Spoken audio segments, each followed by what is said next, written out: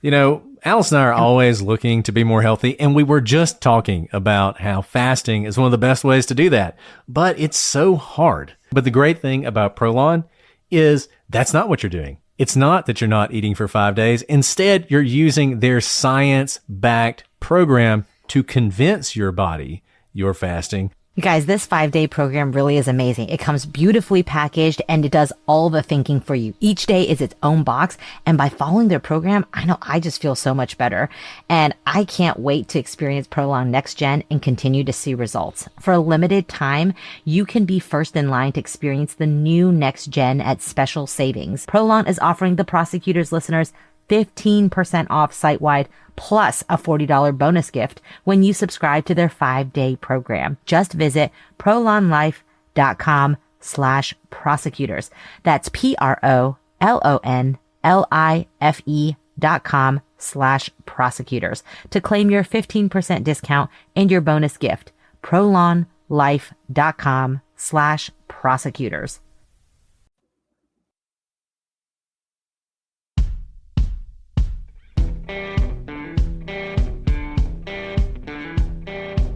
I'm Brett. And I'm Alice. And we are the Prosecutors.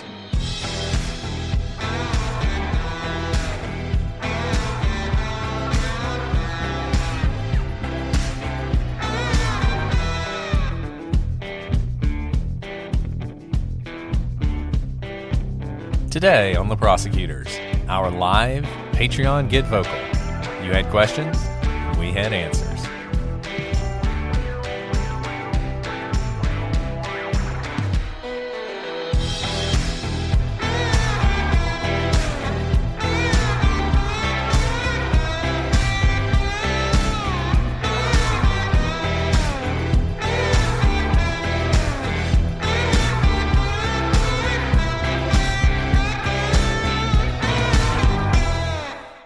All right. Hello, everybody, and welcome to this live episode of The Prosecutors. I'm Brett, and Alice is down here in the square. She doesn't get a descriptor today, so she just has to go without.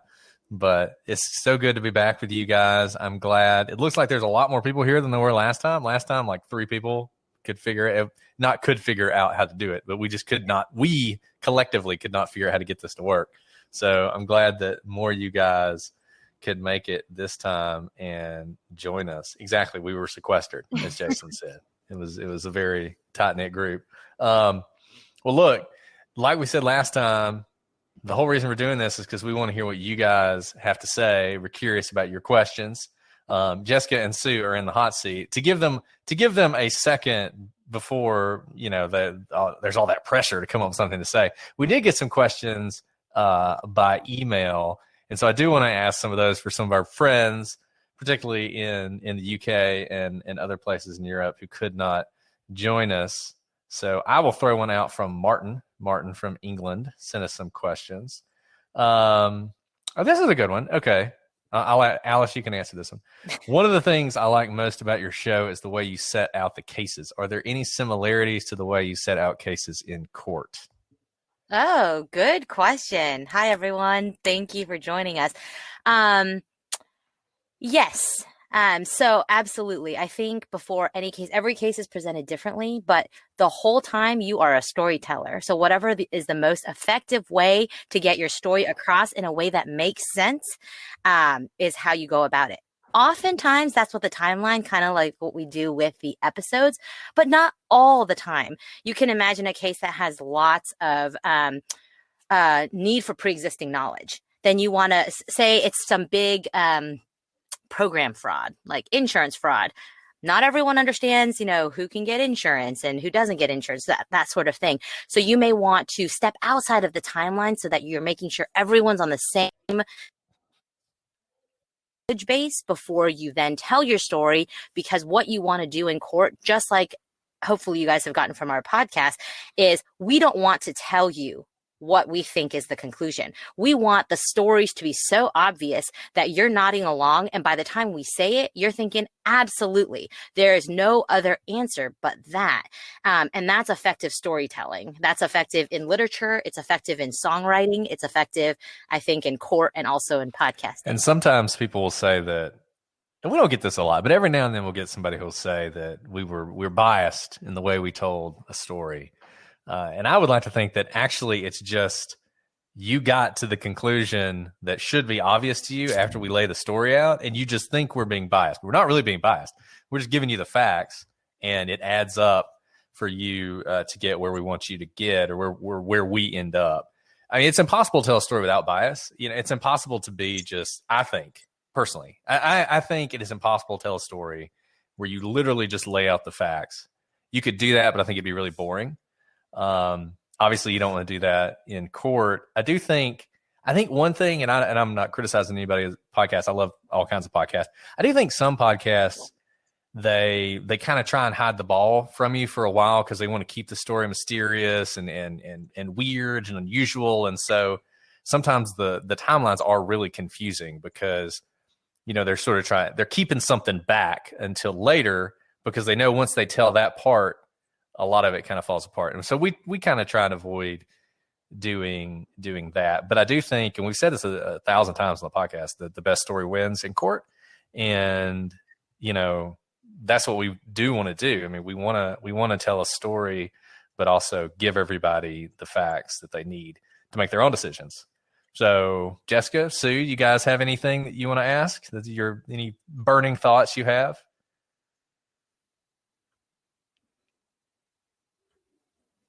I'm putting all the pressure on you. Go ahead, Jessica. Don't be shy. You go first. Okay, well, actually, I don't know how I got in the hot seat. It's my first get Vokl. So, but I love it, Sue. Way to go. I mean, I'm on Zoom calls all day long. I can do WebEx. I can do lots of apps, but I've never been on Get Vokl before. And I was having a little trouble figuring it out. And I clicked on something, and here I am. And here you are. I will take this opportunity to say how much I enjoy your podcast, though. And now I've gotten my daughter hooked on it too. And the thing I think I like the most about it is that when you get to the end of the episode, I mean, you lay things out, you go through all the aspects of the story. And I like that because you fill in the blanks too, like Alice just alluded to. Not everybody understands. You want everyone to have a certain base of knowledge about whatever topic it is you're going to be discussing. So like when you're in court, so you make sure that you give that basic information to everyone. And you do that with us too. You know, you'll stop to explain a little bit about something you just said. But what I really like the most is at the end, when you're going through all the possible scenarios of what it is that could have happened, you talk through all of the options or many of the options. You know, even a lot of podcasts, they just will talk about the one that they believe in, you know. But you guys will go through different scenarios and talk them through logically and help us reach those conclusions on our own, like Brett said. And I walk away going, yeah, okay, I agree completely with the conclusion that they came to, and it all made sense to me. They weren't just trying to get me to believe what they think. You know, they helped explain it so we could come to that conclusion on our own. So just want to say that I appreciate that. And I'm telling everyone I know about your podcast. Well, thank you, Sue. Thank you. And, you know, this sort of fits in with what we were just talking about. When you are in front, whoever you're in front of, juries, judges, whatever, you know, it's kind of like the old writing saw, show, don't tell, you know, and what exactly does that mean? And I think what it means is you want people to come to a conclusion on their own. If all you're doing is telling people what you think or what to believe, they're not going to do that. You know, they're going to naturally reject that because most people are independent thinkers and they want to come to their own conclusion. So, you know, we don't always agree. Alice not, and frankly, we don't always know. You know, I mean, we've had several cases where we came to the end and we're like, I have no idea. And that happens every now and then, but I'm glad that's really what we aim for, Sue. And so I'm glad that that's actually happening. Somebody had an interesting question in the chat room that I wanted to address. That was, after listening to you two and Maggie, I wondered if either of you have ever had doubts that you wrongfully convicted someone of a crime. That's a really interesting question. And I think, and Alicia asked what I'm drinking. I'm drinking a lime LaCroix. So, so this will not turn into the Maggie experience.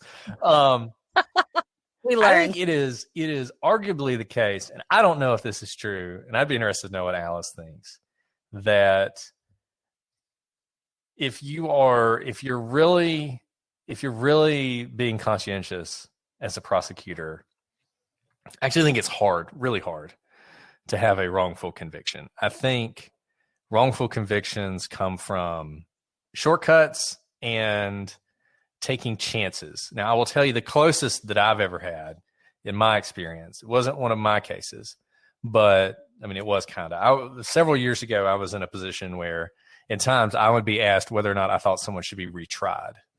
And we had a case where someone had been tried and convicted of murder, and it was a husband and a wife situation.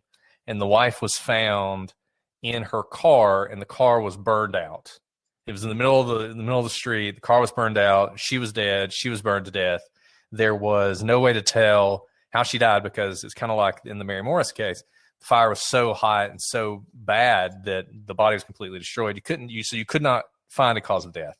And the fire marshals had said it was caused by gasoline. The fire had started because of gasoline, and that in their opinion, there was nothing about the car that could have caused that kind of gasoline leak that would have led to the fire. The husband was tried and convicted, and he was having an affair. There was all sorts of the motive stuff, right? All that stuff was there. And he was tried and was convicted. And then a judge subsequently released him on the basis that he did not think there was enough evidence to meet the standard. And so we had to decide whether to retry that case or not. And the police felt very strongly that he was the person who did it. And it was one of those situations where you have a motive. He doesn't have an alibi. There was an eyewitness who saw someone matching his description leaving the area, but it was very dark that night, so it was kind of hit or miss, right? Very violent crime, if it were a crime. Do you try that again or not? And we decided to try it again, and he was convicted again. So, but, that probably was the closest case that I've ever had, a case where there was a lot of evidence against the guy, but it wasn't, nobody was on camera. There was no video of him doing it.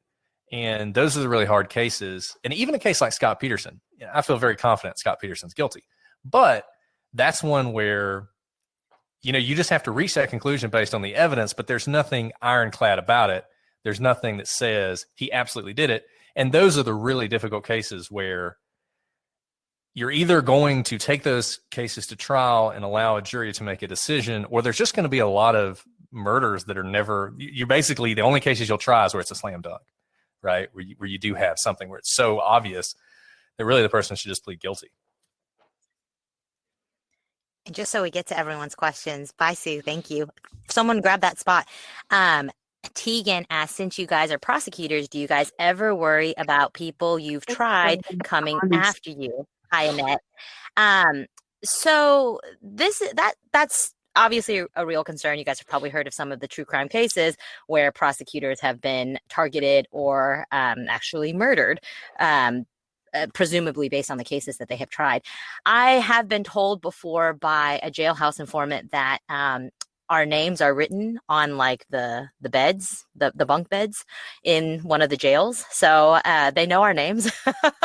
It's not hard to find our names. They're on whatever docket, and our emails and our work numbers are on there. So that's definitely, our faces are in court. Obviously, they see our faces because, especially as a criminal defendant, they have the right to be in court, and they're in court. They see you, and they get to know you. And especially if you're sitting through a multi-week trial, they get to know your face and your voice very well. They're going to be able to pick you out of a crowd.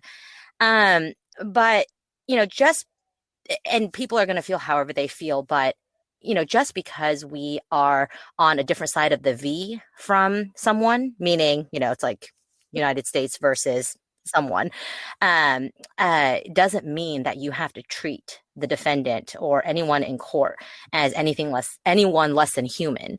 And so, this leads into the second question. Have you ever met any of the convicted people after they served their time or punishment or been convicted? Yes, all the time. Actually, sentencing and conviction are usually separate events. You usually get convicted, say a jury comes back with a guilty verdict, and sentencing doesn't usually happen immediately. It usually happens after some amount of time has passed. So you're going to see someone who you have convicted of a crime. And I actually walked into the jail one time and didn't recognize a defendant. And she yelled out my name. She's like, "You put me in here." And the guards kind of like stood up, but then she laughed and she was like, "But you're funny." And, it's not always that lighthearted, but in this particular situation, she was definitely not one of those that I had any doubts. And I think she, to some extent, recognized, owned up to some of her guilt in court as well, even though she went to trial. But to that extent, I think she recognized that I wasn't just demeaning her as an it. She was still a human. She was still a mother, a daughter, a child, in court for something, for breaking the law, and she needed to be there. But it didn't mean that I treated her inhumanely. And so sometimes that matters, sometimes it doesn't. But yeah, we do walk a delicate line. I think about this when I'm at the grocery store often. What about you, Brett? Well, I mean, it's kind of weird, especially with, number one, a lot of these people are repeat players. So you see them multiple times because you have multiple criminal interactions with them. But the other thing is most of them, particularly the ones who are really are criminals. I mean, they kind of get it. It's like they don't have any problem with you. They're doing their thing. They're like a criminal, and they know they're a criminal, and they run criminal operations. And when they get caught, they fully expect you're going to prosecute them, and they just don't hold it against you. I mean, I've really never had a negative interaction with any of the folks that we're involved with. And I think respect is important. I mean, these people, they broke the law. They need to be punished, and the rule of law has to be upheld, but it doesn't mean you treat these people like they're animals or something. And police, it's really interesting. I feel like police officers do this a lot too, because police officers often deal with some of the worst of the worst, but they are really good, no matter what they think about these people, of being, if you've watched a lot of interrogations, you see this. The best interrogations, the police they're having a conversation with them. They're not yelling at them. They're not being aggressive with them. They're just having a conversation. And that is the best way a lot of times to get to where you want to end up.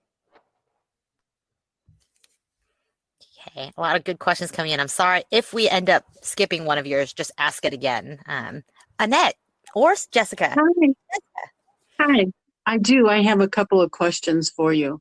And first, let me tell you, I just adore both of you. I love listening to you. And I think that you really break things down and make them very understandable. And you do come to different, conclusions and so forth or you provoke thought is what I'll say. So there's two questions that I have. Well, actually three. But the first one is I cannot get over the Abby and Libby case. And what are the chances girl meet like a psychotic, sadistic killer, and just enjoying the day in broad daylight and coming across that individual? I mean, it just makes me crazy, to tell you the truth. But my question is, do you think he planned on doing it where he did it, planned on killing them there? Because I know that you talked about Libby's shoe being found, and did they make a break for it to run across the creek and he caught up with them? Or did he just plan on, really murdering somebody that day? So a couple things on that. Number one, as you said, like, what are the chances? It's one of those things, like, what are the chances? And that's why I think a lot of people think that there may have been some sort of setup, some sort of catfishing, some sort of grooming, some sort of internet conversation. And that's possible. But I always like to say, when we talked about Maura Murray, people say that too. What are the chances that she happened to come across somebody while she was hitchhiking that's a murderer? And you could have said that in Oregon in Washington in the 1970s too. What are the chances as a hitchhiker I'm going to come across somebody who's a murderer, and then Ted Bundy picks you up, right? And you're just incredibly unlucky. But those things do happen.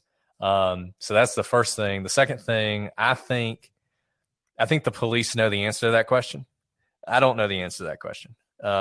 If the vehicle was parked in the graveyard, in the cemetery, then I think there's a strong possibility that he actually was going to take them away.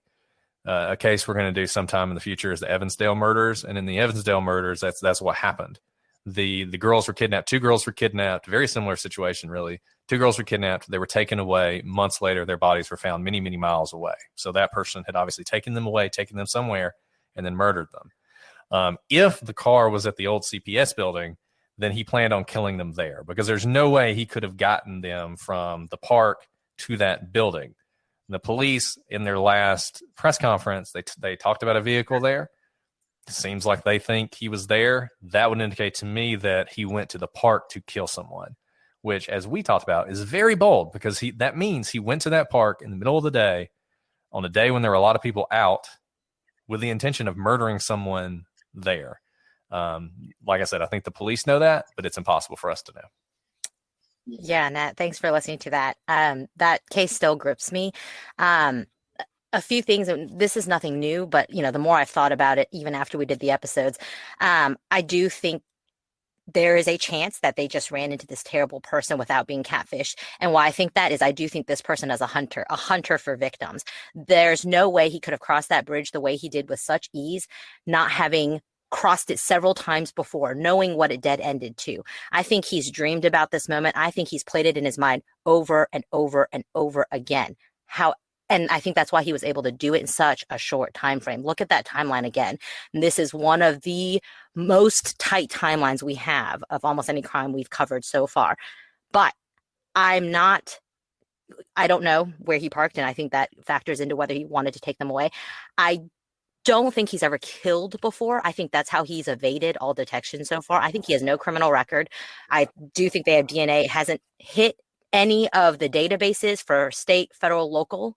That's a big deal. Or these 23andMe, is that what it's called? Those databases as well. It's really rare not to hit one of those databases these days. And the fact that he doesn't hit makes me think that this is his first time. It won't be his only time, because he's been dreaming for a long time. I think he's a perfectionist. This took a lot of planning, a lot of skill to carry out, and he did a good job. But I'm not sure everything went as planned this first time. So I do think that it went perhaps faster than he wanted it to, because I think he got a lot of sick joy out of this, and he probably would have liked to draw it out longer than it actually took place in. So I don't. Go ahead. I don't think they were catfished either. I think I'm just saying, when I say, like, what are the chances? I'm like, how unlucky they were very unlucky that day, because he was out hunting, like you said. I believe that too. I believed it was just all of the things, a perfect storm came together, so to speak. And, but I don't think they were catfished. I think he was out there. I think he was hunting. I think if it weren't them, it would have been somebody else that day, so to speak. But this is my other question. I think that's right. So I know that you love Cheryl McCollum. Right. The woman who speaks about like crime scenes and so forth, and you have to look at the crime scene, and I really enjoyed listening to her. And I'm wondering if you listened to her when she talked to the true crime broads about Missy Beavers, and that if So her take on it is that Missy Beavers was the target. And so I was just wondering if you would revisit that. I'd be interested to hear what she thought. I'd be interested to hear her thoughts and why she thinks that. I mean, I don't feel like she was. I mean, I think it was essentially a random act of violence. But I mean, I would always be open. Number one, I'm always open to hear anything, but particularly from someone like her, because I have a lot of respect for her. Hopefully, I'd like to talk to her about this case as well, Delphi, because I know she was up there recently, and as she says, being able to see the crime scene up close and personal is really valuable. So she was very adamant about it. Like Beavers was the target. There's no question in her mind. So it was fascinating to listen to, and I listened to your podcast as well about it. Like I said, I really respect both of you. Really break things down, and you had her as a guest, and it's just interesting. And that's a weird case. I mean, that's another one that's like that one should have been solved. I mean, if I say should have been, just because that's the kind of case that gets solved. Like there's nothing particularly special about that case, and you even have video of the person who did it. So the fact that it hasn't been solved makes it automatically kind of weird. And so I'm not exactly sure what that means. To me, the fact it hasn't been solved makes me think she wasn't the target, because if she were the target, I just don't understand how the police haven't solved it yet. But I'll take a listen to that. Always happy to look into that again. Do you want to say real quick, Christina asked, what is the most theatrical thing you've personally done during a trial? Prosecutors don't get to do theatrics, unfortunately. That's all defense attorneys. It actually can get objected to. Get to do that. Yeah, you would definitely get objected. If you try and do anything, you would get objected to. Do you think he will kill again? Talking about Delphi? Yes. I think he's laying low right now because he knows there's a lot of heat, which is another side benefit of you all putting attention on this case, is that the police continue to focus on it. And he hears his name, or his bridge guy out there. He knows that people are doing podcasts on it. People are looking. I think he's smart enough that he's not going to strike until he thinks the coast is clear. But I do think he wants to do it again. And I just had one more question. Have either of you ever been personally affected by a horrendous crime or traumatic situation that happened in a crime that led you to? Fortunately. Okay. I don't have a Nancy Grace story, if that's what you're asking.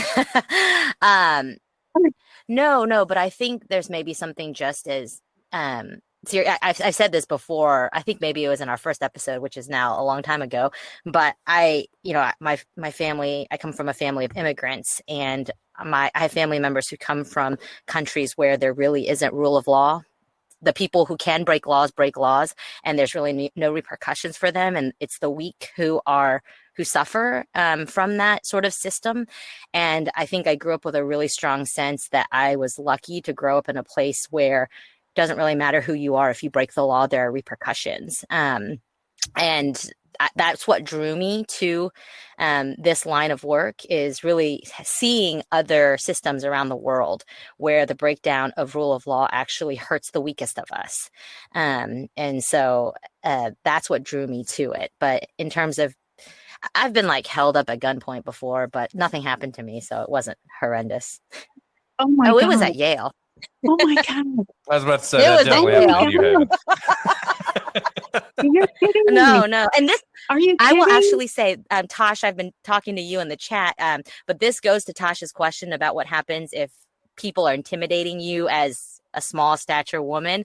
In that instance, I was who I am, which is small stature woman, and someone pulled a gun on me. It's very common in New Haven, and I just bowed up. It was probably really stupid. I was angry. I'd been studying all night. It was 1 a.m. I was so tired. I hadn't eaten dinner. I really wanted to get inside, and I was like, "Are you kidding me? I want to take a shower and eat." And I just slammed my door, and I was like, "Come at me, bro." And I think it scared him, and he walked away. By walked away, I mean,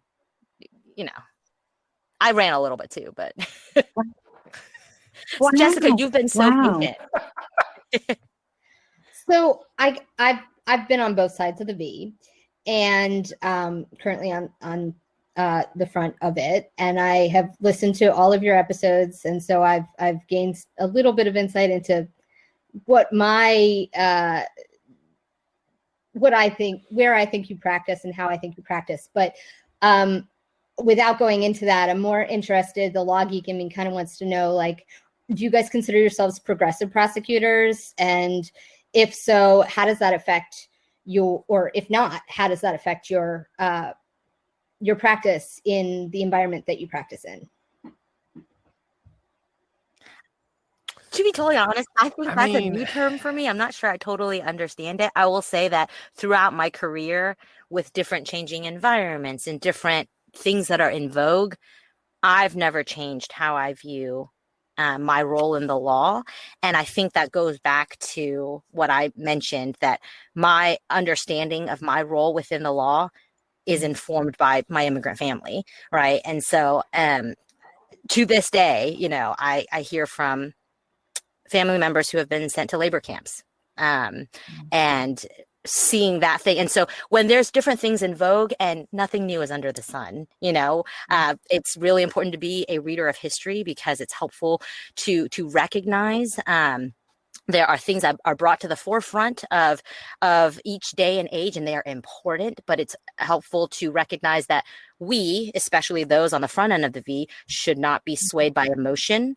That's kind of goes to Brett's point that we, as prosecutors, are supposed to be the dramatic ones in court. There's a reason for it, right? The facts are supposed to speak. And I that's how I view my role, at least within the legal system. And that doesn't really change throughout time for me.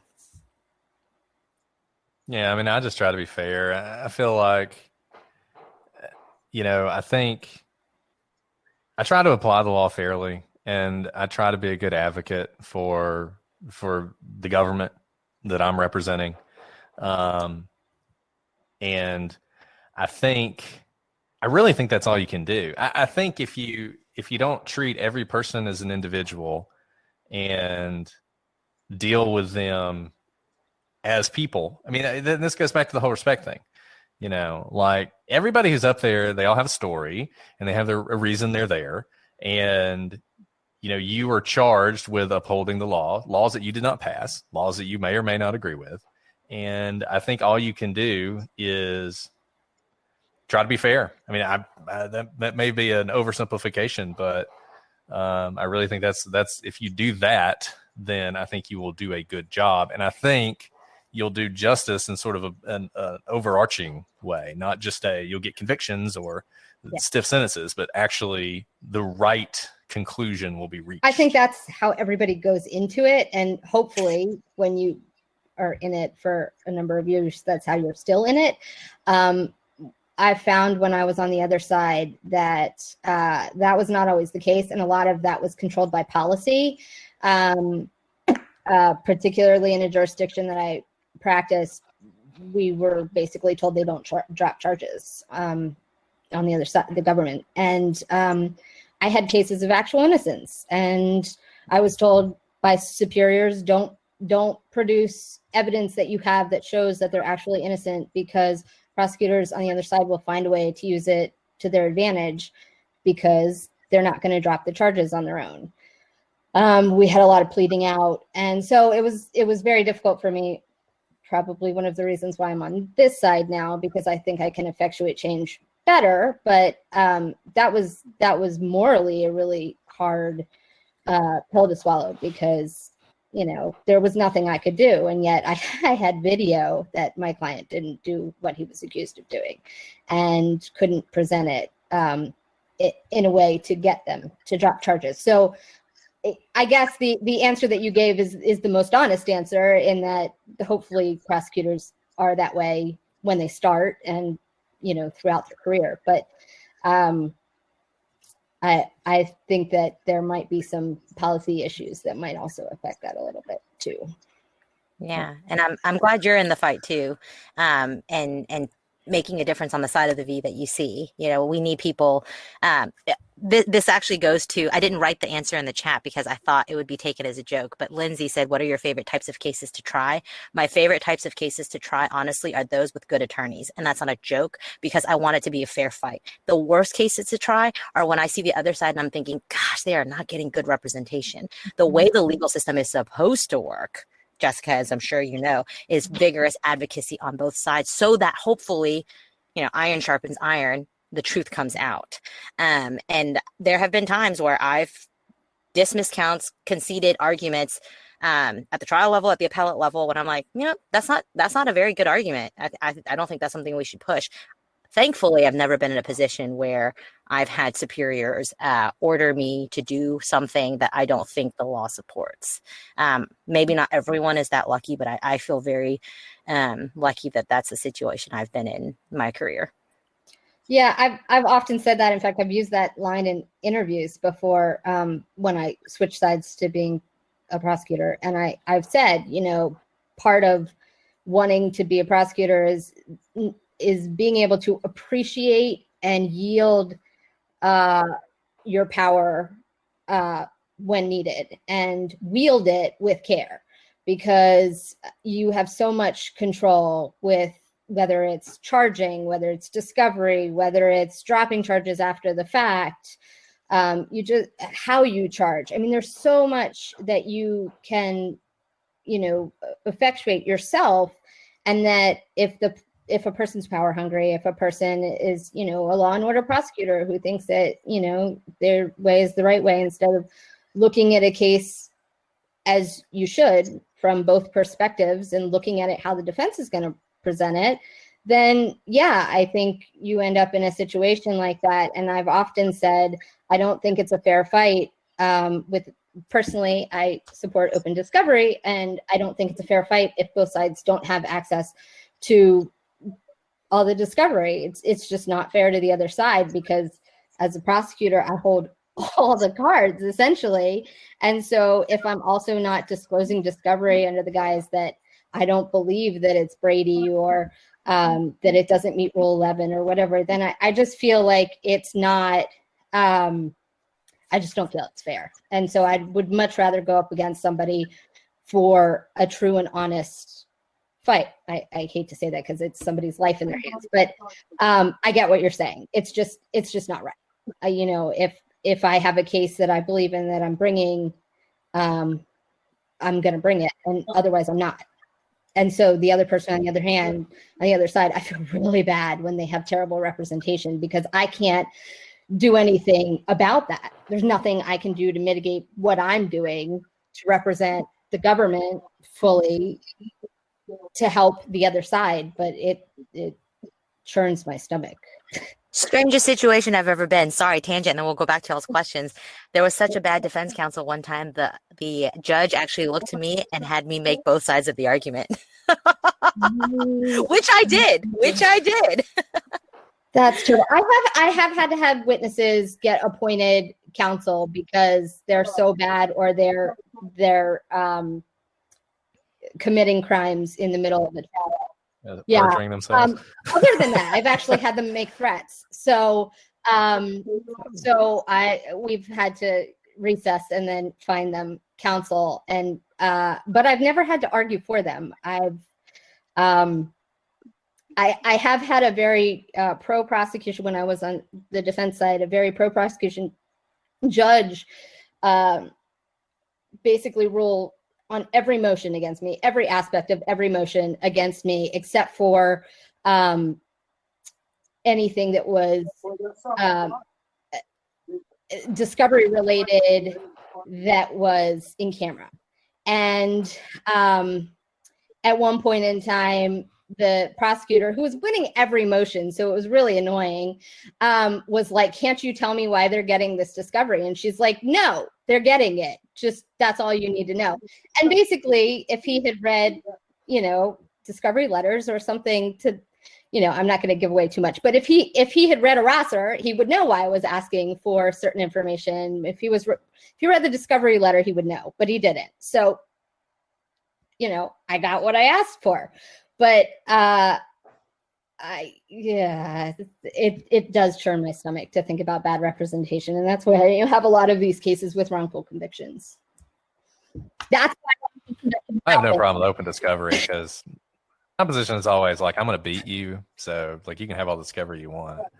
Like, I mean, I'm not prosecuting you unless you're guilty, and if you're guilty, I have the evidence. So, I don't really understand. I mean, and discovery terrifies me too, because I'm always afraid I'm not going to give somebody something, I'm going to get disbarred. So.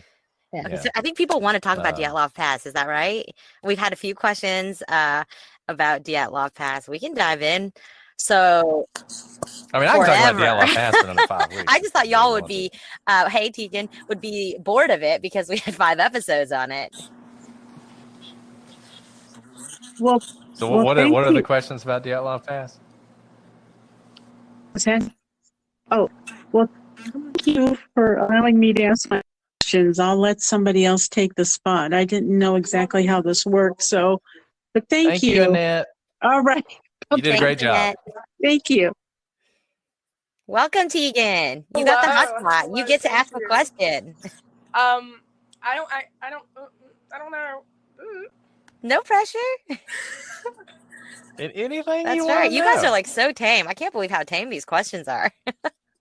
Yeah, they are. Like, I really think it would be a good idea to get someone who left you guys a 1-star review up in the box to really spice things up. I think that would be really interesting. So what we just did, where I said that I had to argue the other side, Tegan, you could take a 1-star review and just argue it.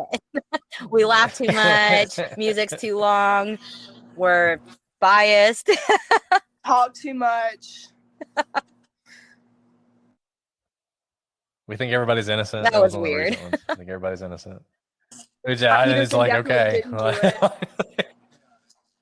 Yeah, there you go. That's the same, that kind of thing. Well, okay, so I have other questions that people asked if you guys need a moment to compose yourselves. And someone can grab this spot, even just to see your beautiful face. Yeah. Somebody asked how we met and how long we've known each other. Yeah. We've known each other now for what, 4 years, I guess? Maybe 5. Maybe 5. Right? Going on 5. Maybe 5. So yeah, we've worked together in our last 2 jobs. So this job and the previous job. And basically I had this big project I was working on and I needed somebody who was awesome to help with it. And somebody sent me Alice, and she was awesome. And we've been friends ever since. And Alice, the great thing about Alice, it was this terrible thing. It took months. It was awful. Everybody hated it. And everybody was all like upset and angry and depressed all the time. But Alice is just this constant bubble of positivity, as you can see. And so she always brought this joy. It's like every time I'd be depressed walking down the hallway, and there's Alice come bouncing down the hall. It's like, oh, well, I can't be sad. I've actually never heard that, Brett. But that project took like 22 hours a day, every day, 7 days a week for months. And that's how we got to know each other so well. So even though we've known each other for about 5 years, it's like we've known each other for 75 years. I know. So we're really going to hate each other or really like each other coming out of that. So. Hello, Elizabeth. Thanks for joining. Oh, Jason asked, are we going to Crime Con? I don't know. Do y'all want us to? We tweeted about that. We're thinking about it. I'm only wondering if you guys are going to show up, because I don't want to be I don't want to be like the people sitting there and there's like, 10,000 people at the True Crime Garage table and there's like nobody at ours and we're just sad. So I have a question. Sure thing, Elizabeth. Dyatlov. I kind of put it in the message section, but it was a long time ago. So I'm feeling like the big key is, why did they leave the tent?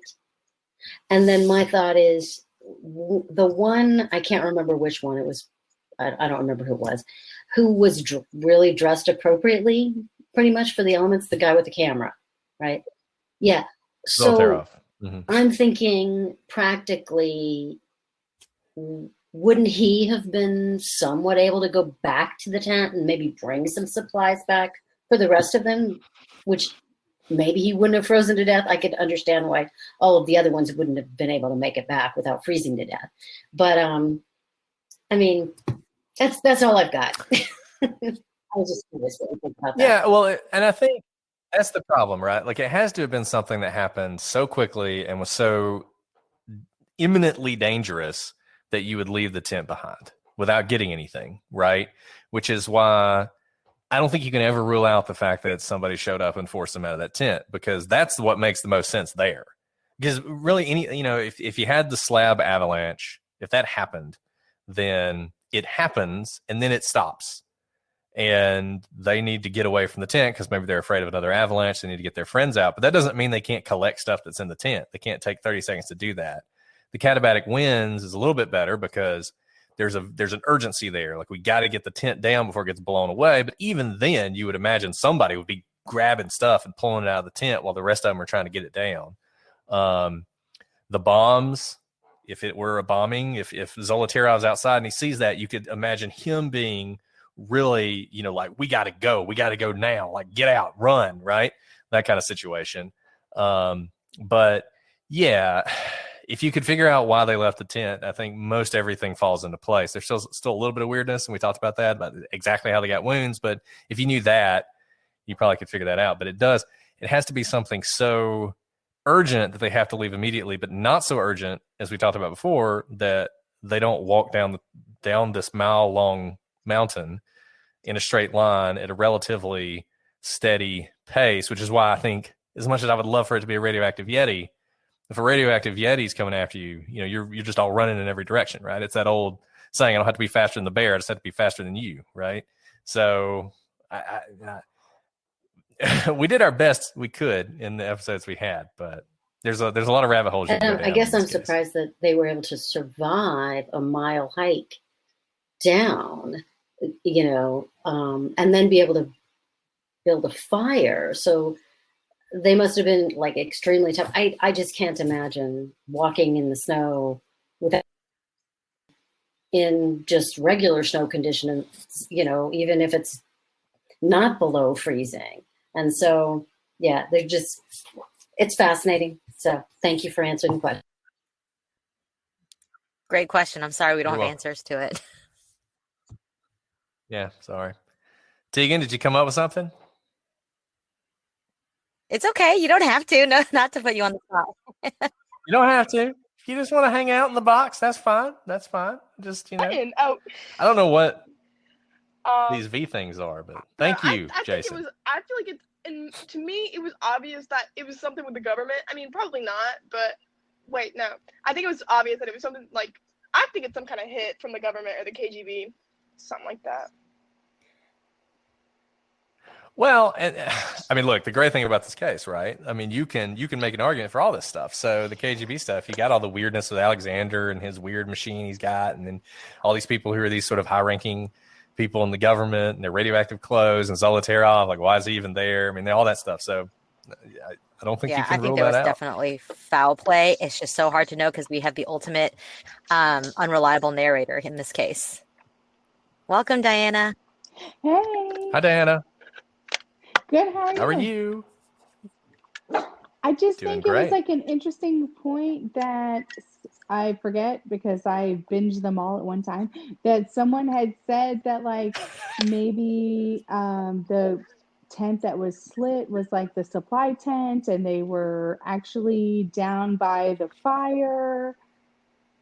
I don't know. It's all just very crazy. And then I think, and that's from 1079, the book 1079. Yes, and then I'm like, maybe the theory that there was like the bombs that happened was, I don't know.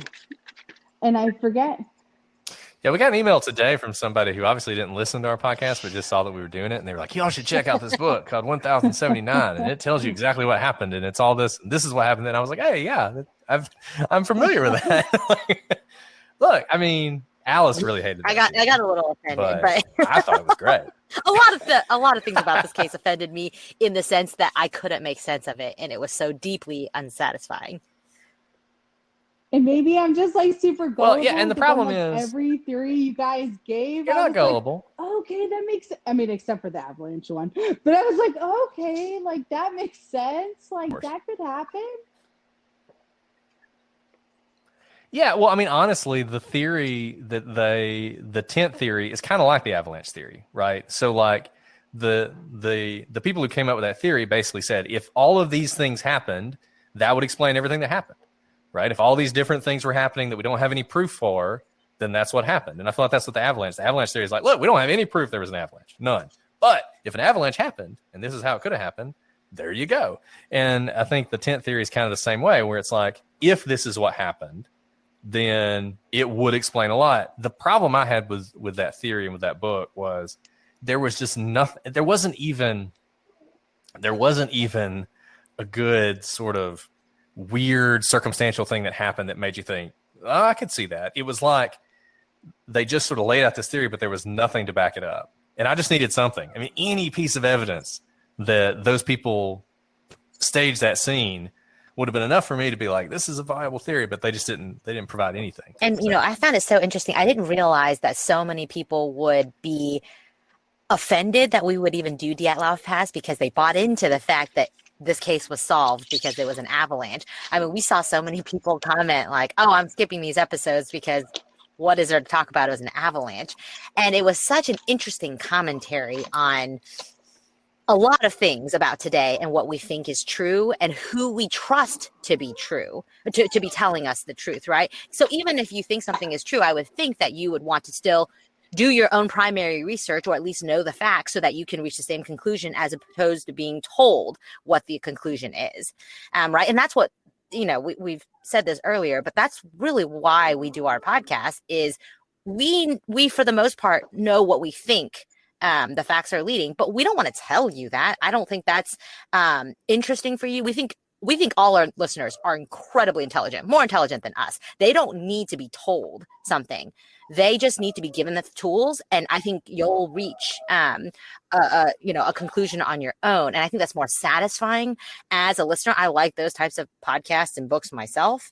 And so I was personally surprised that so many people skipped our Dyatlov Pass episode. So maybe tell them not to skip it. No, they were so interesting. That's exactly what we were trying to do. That's why, I mean, obviously I didn't believe the avalanche theory, right? They got left any doubt about that. And I didn't believe it when we started, but that's why we started off laying out the avalanche theory and exactly what it was, so that as we're just going through the facts of everything, people can be making their own decisions about whether or not they think this avalanche theory is going to hold up or not. And then when we got to the end, we went back to it and explained why we didn't think the avalanche theory held water. And I have a feeling that most people were shaking their heads. Yeah, that's right. They were nodding along with us because they had thought the same thing.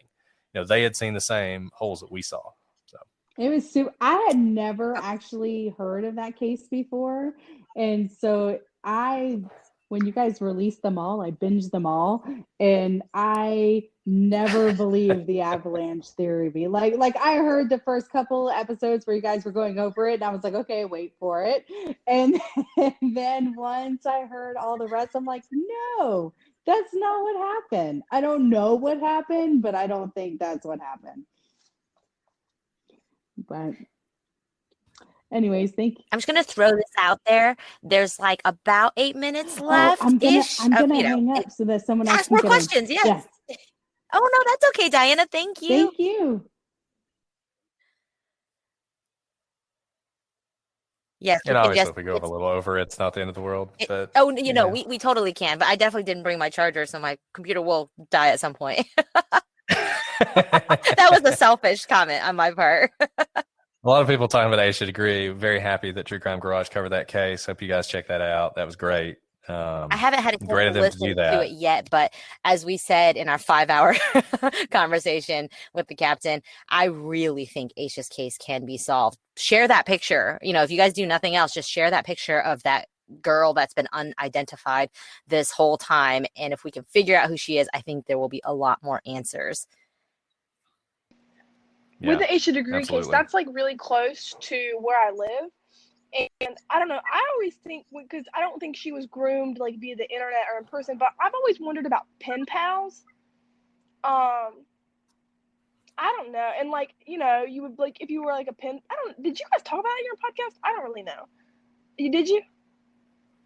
We talked about pen pals briefly. So someone asked, who could she have been a pen pal? I think that's possible. The more I think about it, I think that Aisha was a smart, mature 9-year-old. We've talked about this. She was a latchkey kid. She walked home with her brother. They let themselves in. She knew to lock the door when she left. I mean, she is a mature and responsible 9-year-old, still a 9-year-old, but mature. And I think it was something more than just a pen pal for her to do something that she knew would have caused alarm for her family. That's why I'm kind of stuck on this theory that she got this picture from someone who told her something along the lines of, "This is your sister. Don't tell your sister. Don't tell your parents because they'll be really sad since they kept you but not her."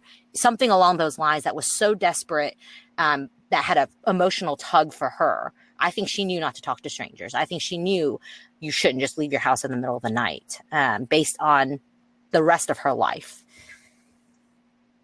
I don't feel like 9-year-olds keep it's possible secrets to go very well too, so it had to be something big. Yeah.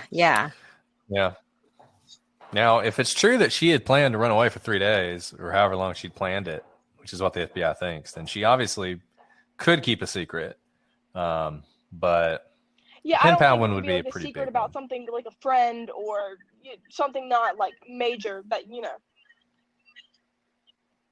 I think that there was some story wrapped up in that long lost sister thing that she was going to bring healing or closure or something good to her family, and she wasn't going to be gone for long. I don't think she was trying to inflict emotional pain on her family.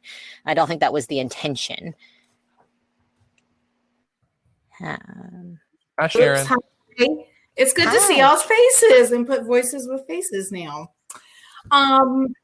I have a question sort of about behind the scenes stuff, and I mentioned this in the chat. I'm sort of curious what your relationships are with some of the other true crime podcasters. Like, do you have regular relationships that you reach out with them now and then? Is there a convention we don't know about?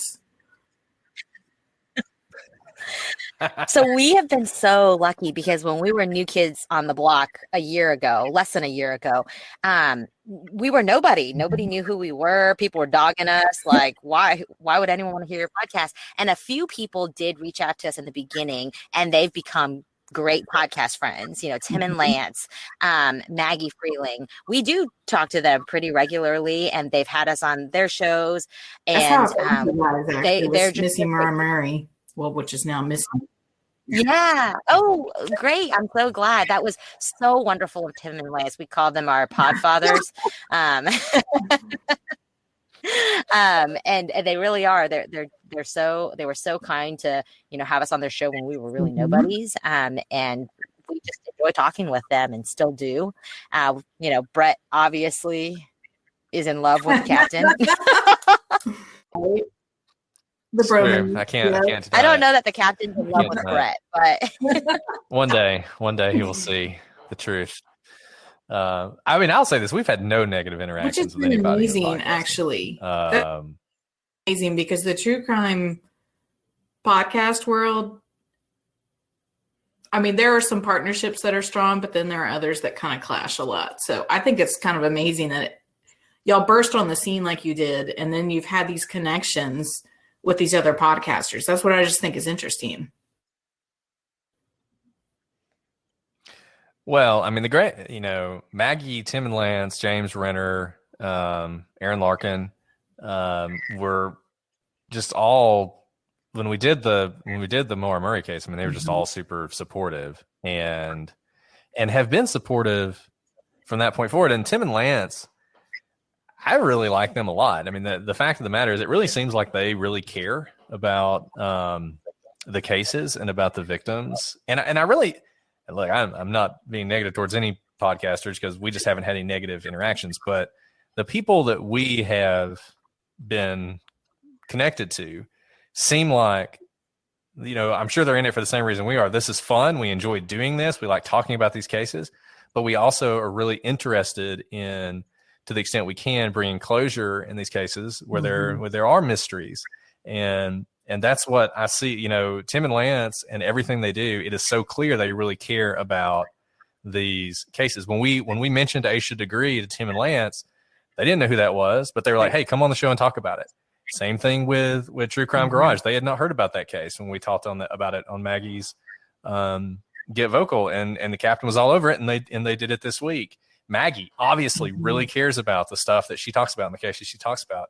So that's been the tie that's bound us to the people that we've gotten to know, is they really care about the cases, and they care about the people involved. And so, I mean, if you care about the people involved, I don't know why you would be fighting, because you're all kind of working in the same direction. This sort of keys off of that. And that's one question that I have developed what some of my friends would say is an unhealthy obsession with true crime podcasts.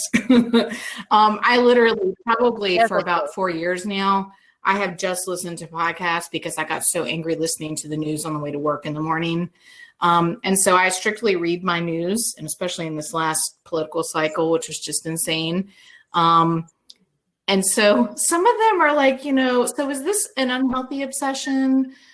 Because I always have a story for when they talk about, like when so-and-so disappeared, or, I would be careful with that, I'm just sort of curious how, I don't think it's an unhealthy obsession, because I'm just fascinated with mysteries. I'm fascinated with how people work and how they interact with others, and if they don't play nice and why they. So I'm sort of curious on y'all's thoughts about the true crime obsession, which has really exploded on the scene, like in the last, probably since Serial in 2014 or something. You might be talking to the wrong people, because I think we became so obsessed that we made it our careers. No, Sharon, I think you really put your finger on something. You're not the only one, right? The reason that true crime exploded as a genre is because I think it hit something really deeply to every one of our cores. We all try to make sense of the world around us at all times, right? That's why we as human beings crave order. We crave rational explanations for the world. And when something happens that we don't think should, right? Something that seems unjust. Why are Abby and Libby, these young girls who went for a walk, now dead? That should not happen. We should not have 13 and 14-year-olds afraid to go on a nature hike. We should not get in our cars and be afraid someone's going to tail us and then burn the car down and we're going to be in it. And so I think at core, we are all looking to make sense of the world, and true crime, or crimes in general, turn our worlds upside down, and we are seeking answers. And I don't think that's a bad thing. I think it's how we are wired. And I think it's also helpful as human beings to look through the lens of someone else's case, because sometimes it's too personal and it's really difficult to deal with the world turning upside down when it's directly yourself. And so I think there's a lot of processing of how we view the world. I see this in my toddler all the time. Speaking in the third person helps him process actually a lot of what he's learning about the world around him. So in a lot of ways, I think true crime is reflecting a lot of what's in us. And I don't think it's negative or bad at all. I think it's making sense of a chaotic world. And I've got a lot of thoughts on this, but I'll try and keep it short. I always have to rein myself in. Alice has to deal with this all the time on the podcast. But the first thing I would say is life is really difficult these days, and the world sucks in so many ways, and finding community is so hard these days. I don't care what it is. If it makes you happy and you enjoy it, you should do it. I mean, if what you like to do is play video games all day and that brings you joy, then play video games all day. If what you like to do is listen to true crime podcasts and that brings you joy, and being part of the true crime community is a community for you, and you meet people and you get to know things and you learn things. I just don't think there's any negative to it whatsoever. And I also think true crime is very human. People love mysteries, have always loved mysteries. Since the beginning of time, people love mysteries. Now we have this obsession with sort of reality, right? Reality television or whatever. True crime's kind of a combination of those. You got the reality aspect and the mystery aspect, and you've got something that you don't have anywhere else, your own personal involvement and the contribution that you can make, and the sense of community that comes when you join together with other people to try and do something positive. So I know there's a lot of people who like to get on their moral high horse and talk negatively about true crime, But I'm not that person I do not ascribe either. to their. I mean, obviously. I do not ascribe to their. I mean, obviously. Yeah. I don't know that anybody on here tonight is. Well, this has been really interesting. Thank y'all for taking the time and doing this. Thank you for taking the I'm going to let somebody else take it. All of you. It was good with y'all. Bye. Bye, Shannon. Bye. And sorry. So we got a few more minutes because I'm at 17% now. It's my fault. I didn't plug in. I wasn't planning on a 5 hour. That's the thing about, working in the closet. You gotta do what you can. Any last burning questions, y'all? Yeah. This will not be our last Get Vokl, and it seems like we have fixed the previous technological issue of not being able to let everyone in. So any other questions? I know we haven't answered all of the ones in the chat. If you want to copy and paste it again, what's our next case? You gotta wait to find that what's out, the fun in that? I don't know. I guess we could tell you guys since y'all are special. We are doing Temujin Kinsu, which is a case that Maggie Freeling covered, and we are doing a deep dive into the trial and going through the evidence and whether or not he is wrongfully convicted or not. So whether he's part of a secret ninja society, just to spark your interest. And he could also be part of a secret ninja society of radioactive yetis. If you guys weren't lawyers, what do you think you guys would be? Brett, I bet you'd work at like Dick's. Oh, good question, Tegan. That was deep. I wasn't not that prepared for that. I think I would be doing something in theater, to be totally honest. I always loved theater. I did theater for most of my life, and I think there's a lot of overlap. Theater is just as intellectually stimulating for me, and I think you also are able to reach people in ways that are deeply meaningful, and you can tell stories that are powerful. Stories change the world. It's just a different medium of telling a story for me. And this will probably come as a surprise to no one. I was in communications for a while, and I really enjoyed that. So I probably would have ended up being in communications one way or the other. Yeah, podcaster. There you go. Yes, Shannon. Trial lawyers are drama kids who like to do research.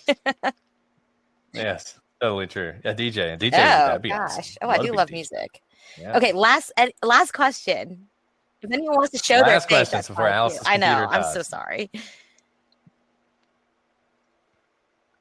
Nope. Can't say we have. I have not come across an obviously corrupt judge, which is, I'm really happy about that. I've come across hostile judges, but I don't think hostile equals corrupt. So I've been yelled at all the time in court, all the time. It's like it's a hobby of mine to be yelled at in court. Guys, this has been so fun for us. Thank you for spending your nights or maybe early mornings with us. We will do this again for you. Pop us a question in email or, all the social medias. We love hearing from you. I hope you know that. We do this for you guys because this is literally after work for us in a closet. But we really do it for you guys, not the 1-starers. Exactly. We love answering your questions and we try to respond when you guys email us and stuff. So hopefully we've been good about that. I'll say this a lot of times, and I got to stop doing this because somebody will ask a really good question. And I'm like, oh, I need to save that one for later. And then like a month will pass. I'm like, I never answered that question. So if I didn't answer your question, if we have not responded to you, it's probably because your question is probably so good starred on our inbox. I was like, oh, I need to think about that. We read drafts yeah, of it probably is. Yeah. But okay, guys, this has been awesome. Thank you so much. We look forward to doing this again. But until then, I'm Brett, Alice. And we are the Prosecutors.